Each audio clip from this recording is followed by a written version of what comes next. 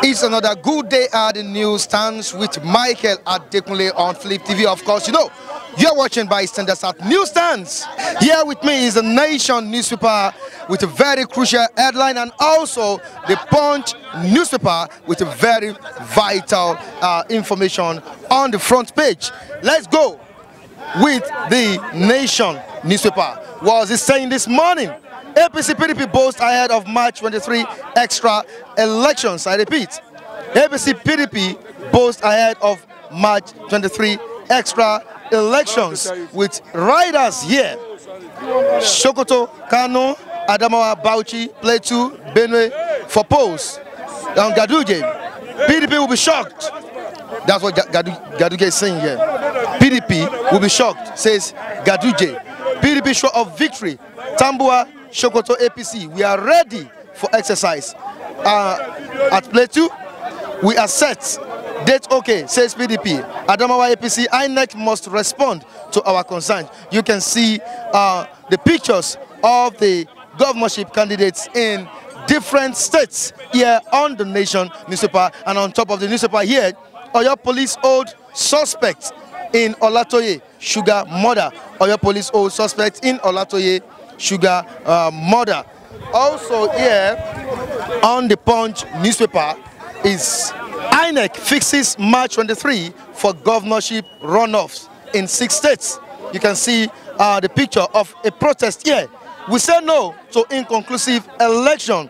Women protest in Sokoto, ask INEC to declare Tambua winner. I repeat, women protest in Sokoto, ask INEC to declare Tambua winner. And on the down part of the newspaper, Akpabio, Akwa Ibom, PDP trade wars over governorship poll results. Akpabio, Akwa Ibom PDP trade wars over governorship poll results. Also on top of the Punch newspaper here, I still have another beautiful headline here.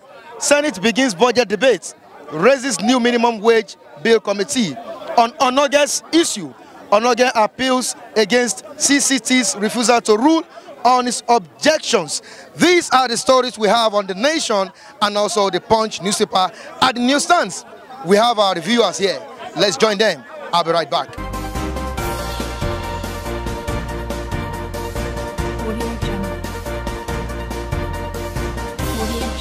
My own view, what I see in these political parties, I find it out is Godfather. Those are the people who is causing a kind of problem for all these states. Because the person I like, the next person will not like the person. The person you like, I will not like the person. So you can't expect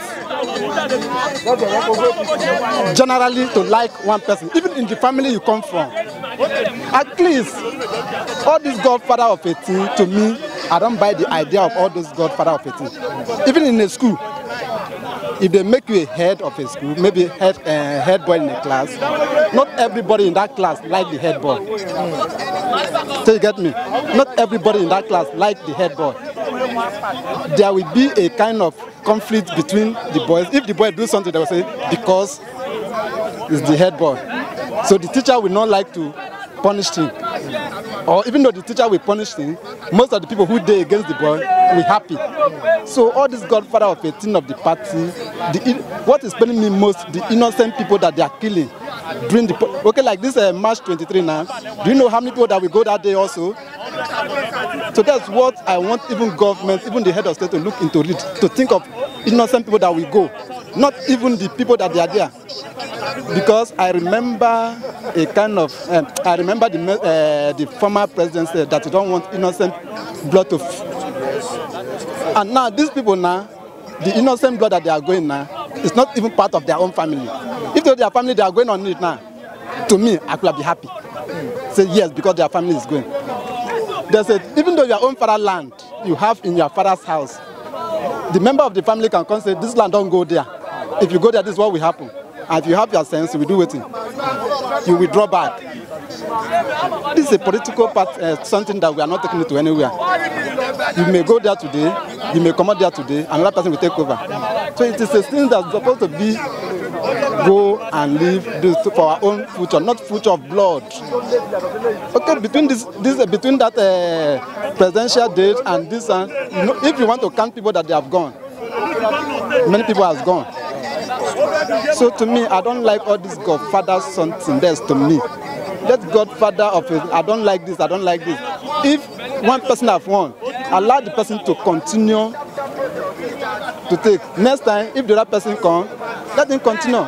For about all this killing, me is just paining me as if I know none of my people they are there, but killing is paining me much. I've not said anything, but what I will say is only God that will give all the grace in this nation. Because all I'm seeing they are doing in Nigeria, they are not sincerity, they are not trustworthy, they are only just doing things on their own. And they have not the fear of God and forgetting that God is not a man. And I know when God arises, no one can stop it. So whatever they are doing, I know the first election and the PDP candidate was not much enough which we need, but we didn't want to use him to remove. Why? Because why was not? Because many youth have no job. That's why they're complaining, and many are dying. That's why we are complaining, nothing more. They say they have many jobs. People could have not be complaining. There's no job anywhere you can use your eye to see. So that was the major thing. So, but all what they are doing, the election, there are many places that they didn't do election, which I know, which I see in news. So, and then all what they are doing, but we just leave everything to God. Because we tell God we don't want to fight, we don't want to war. So that let the peace of God reign. Thank you, may God bless you. Well, looking at the way everything went, in some states, they really voted for Buhari. But because of their determination to change their state governors or even to change the party, during the presidential election, people actually voted for President Buhari because they loved the man.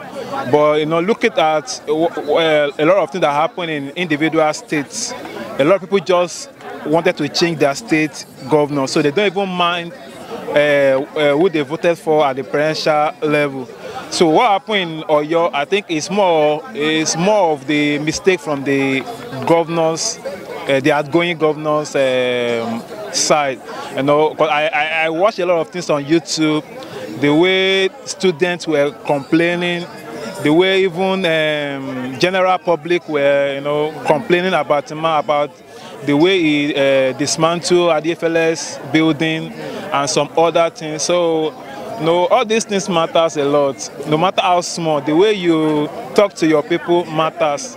And that really reflected in the outcome of the election. So if you go to Imo State too, that's Okorocha's state. We all knew what happened in that state. Though I'm not from that side of the country, but from what we heard, maybe he wanted to put his in-law or something like that as the governor. And even the party that he represented, APC, at the end of the day did not enter. The party is canvassing for the number enter. Now people change to PDP, and that is politics. That shows that people it's not business as usual again. A lot of people have opened their eyes, and the determination to vote for the person they really want is there now. It seems this governorship election is very tough, looking at the way the elections were postponed. Well, I don't think there's any reason for them to postpone this one. It's just a minor kind of election. It's not as if it's an entire country's kind of election. So I believe they just need to work hard. Security should be beefed up. Well, when I say security should be beefed up, not using military. They have to follow what Constitution says. The police should be the lead security agent when it comes to election. So generally, I don't think INEC should postpone it. And all this thing we are saying is not about INEC. It's about politicians. It's about we voters. We shouldn't be too. What's the right word to use? It shouldn't be a do or die affair. So if you lose, take it as one of those things. And if you feel you are cheated, instead of causing problems in the country or the state, you can go to court. I believe that's the best thing. Thank you so much. Yeah, very, very nice opinion from him. Let's join another reviewer for more analysis. I'll be right back.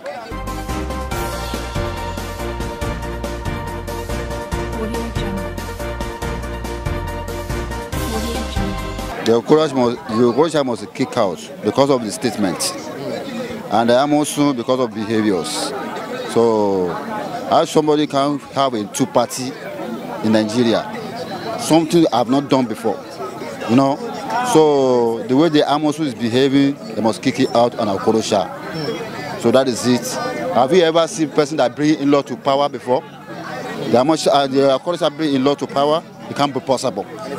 I failed. So that's most important. So they must kick them out. If they go to National Assembly, two of them, they are the ones that are going to get against government. They allow them to sit the assembly. They go against the government that Saraki does. So they quickly carry their power now to laze it down. That is what they try to move them out. That is it. Now talking about these states, we have the Kano State, Sokoto State, Adamawa, Bauchi, Plateau, and Benue. Okay. Do you see the ruling party taking over all the states? You can't possibly do all the states. Look at the Kano now. Okay. We are about the governor Ganduje, what he did about the corruption and the bribe. The Kano love Buhari. Everybody knows it. They vote for Buhari, but they want to drive Ganduje out from the states. That is it. And that's the problem. That's the problem. Because of the problem that I have together. Personality. You said what? They vote for personality. Yes, Nigeria is getting to the top now. Yes, we are now in advanced stage. Okay. Yes, politically. Okay. Yes, that's what I see in this election. This election? Yes. But it seems this election has been very, very, very tough. Yes. Considering the fact that the presidential election was postponed, also the governorship election too. Yes, they postponed it. Number one, to my own personal view, you understand, I see the reason why they postponed the election is because of all these criminalities of the things they always do during the election period. You understand? They make sure, the federal government makes sure they postpone it in order to make sure there is free and fair election within the country. So, and it favors the masses, it favors everybody, Nigerians generally. Yes. The second one, look at Ibadan, Oyo State. What actually happens there? The Yorubas. People said Yorubas, because of Osinbajo, as our vice president, we won't vote for PDP. But they vote for personality over there. I was coming down from there now. Understand? The first election, the presidential election, I was there. The second one, I was there. I purposely go there to look at what is happening. You understand? For my own person. PDP sure of victory. The PDP sure of victory, says Ganduje. Ganduje. That is governor of Kano State. Yeah, Ganduje. They don't vote for his personality. Yes. They vote for Buhari because of his personality. People have been saying that this man, what's his name, from Kwara State, Saraki, is the hindrance in National Assembly. Yes. So now we have already seen it. Now Nigerians are waiting for Buhari now to perform excellently. Yes, that is what the Kano people did for Ganduje or whatever they call his name. You understand? Because everybody knows what is happening over there. Those Kano people, they know, the indigenous there, they know what is happening over there. Thank you, yes. Now, sir, I want you to take a look at this picture closely. We say no to inconclusive election. It's to make it everything easy for everybody. That is why they are proposing the election. So this proposed election does not mean that anything. You know, this Sokoto now, you see the Damboa and the man in APC, I drag it together. So some problem have happened there. That is why they proposed the election. That is it, not anything. Election postponed, and runoffs will be done in 6 states. Your own perception about this? Well, as far as I'm concerned, so the election process is a shambles. So if the INEC conducted election in just about 28 or 29 states, and they are still declaring about 6 or 7 states inconclusive, that is to show you that the INEC, they are not prepared. Even though the presidential election conducted, so there was a lot of irregularities. So, and we expected the governorship election to be different, but everything is still the same. Here we are now.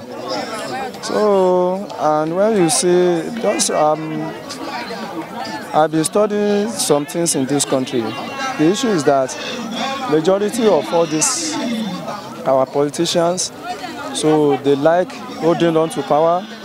So whether they perform or not, they just want to be in power. So, and the party at the federal level, they use all the available resources and the power they have to make sure that they dominate the state, the National Assembly. Whether the candidates are people's choice or not, so far as their party, they will ensure that they have their way. So, and with all this, I don't think we are practicing democracy. So our INEC, they are still far behind. They are still far behind. Look at the way our election is militarized. In Ghana here, they conducted their election. There was no single soldier. Even though the police are not even closer to the polling place, and they conducted themselves. And the election was free and fair and credible. So and we call ourselves Giant of Africa. So I just the situation in this nation always baffles my mind. It gives me a lot of concerns because I don't know where we are heading to. So if we can get our electoral process well, so we can have a good governance. So when we have, I said this sometimes ago, it is when we have an ideological party, that is where we are going to have a democratic system of government. Now look at it very well. Don't you think the politicians are instigating this idea of inconclusiveness?